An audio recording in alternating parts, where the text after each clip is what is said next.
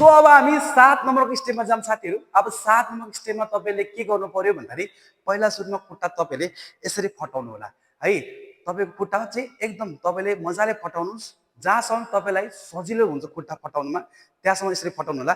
फेरि फटाउनु परेमा पुरै यसरी फटाउने हैन साथीहरु।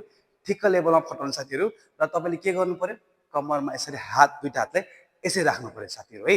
अब तपाईहरुले यो राइट साइड यो लेफ्ट साइडमा तपाईले बडीलाई लानु पर्ने हुन्छ साथीहरु।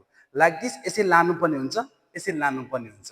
र तपाईले जब यो बडीलाई यसरी लानु हुन्छ दुई चोटी होल्ड गराउनु पर्ने हुन्छ। लाइक दिस 1 2 3 4 5 6 7 8 र तपाईले यो बडीलाई जब तपाईले साइडमा लानु हुन्छ तब तपाईको यो घोडा देख्नु भएको छ यो घोडा तपाईले यसरी तलतिर यसरी तलतिर बाउन्स गर्नुपर्ने हुन्छ दुई चोटी। Like this 1 2 okay.